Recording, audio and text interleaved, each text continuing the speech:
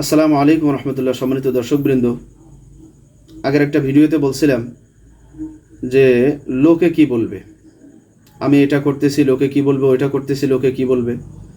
আজকে একটা ঘটনা বলবো যে সমাজের মানুষ সবসময় আপনার কাজের বিরোধিতাই করবে, কখনো আপনার কাজের সহমত পোষণ করবে না বা আপনার কাজে সায় দিবে না। একটা ঘটনা আছে, যেমন একজন বাপ তার ছেলেকে নিয়ে একটা গাধার পিঠে উঠে যাচ্ছে কোথাও।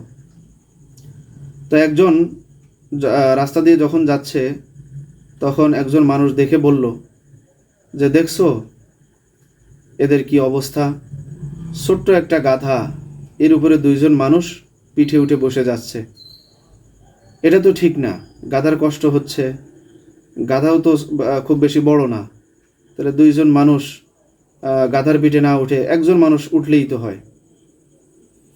তো এই লোকটা এরা যখন ওই কথাবার্তাগুলো শুনলো তখন বাবা চিন্তা করলো, ছেলেকে বলল যে তাই তো, দুইজন গাধার পিঠে না উঠে তুমি গাধার পিঠে বসে থাকো, আমি গাধার দড়িটা ধরে টেনে নিয়ে যাচ্ছি।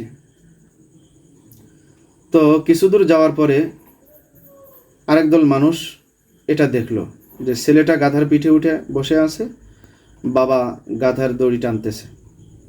তখন মানুষ বলল, দেখছো কত বড় বেয়াদব ছেলে, নিজের বাপকে দিয়ে গাধার দড়ি টানাইতেছে আর নিজে দিব্যি আরাম করে গাধার উপরে বসে আছে।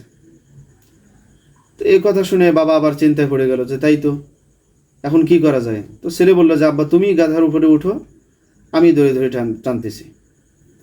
তো গাধা নিয়ে কিছু দূর যাওয়ার পরে আরও কিছু মানুষের সঙ্গে দেখা হলো। তখন তারা বলতেছে যে দেখছো অবস্থা, লোকের কোনো আক্কেল পছন্দ আছে, কোনো কাণ্ডজ্ঞান আছে? কেন নিজের ছোট্ট ছেলেটাকে গাধার পিঠে না বসায় নিজে আরাম করে গাধার পিঠে বসছে, আর ছেলেকে দিয়ে দড়ি টানাচ্ছে, গাধার দড়ি।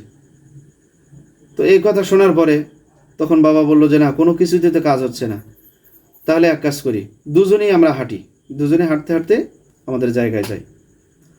তো গাধার দড়ি ধরে টানতে টানতে দুইজনেই হেঁটে হেঁটে যাচ্ছে।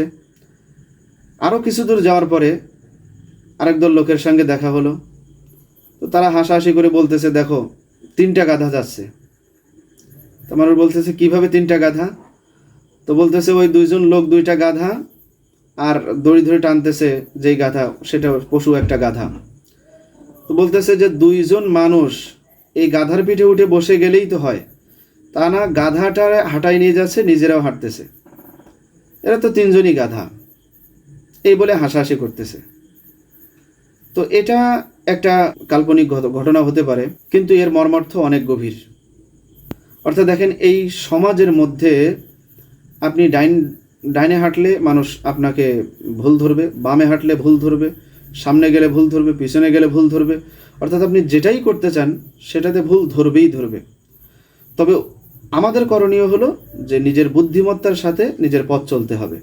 কে কি বলল, হ্যাঁ, অন্যায় কাজ থেকে বিরত থেকে ভালো কাজ করব, কে কি বললো সেটা দেখার দরকার নেই, আমি আমার লক্ষ্যে পৌঁছে যাব। তাহলে এই সমাজে আমরা সম্মান নিয়ে আমরা বাঁচতে পারব, আমরা আমাদের গন্তব্যে পৌঁছতে পারবো।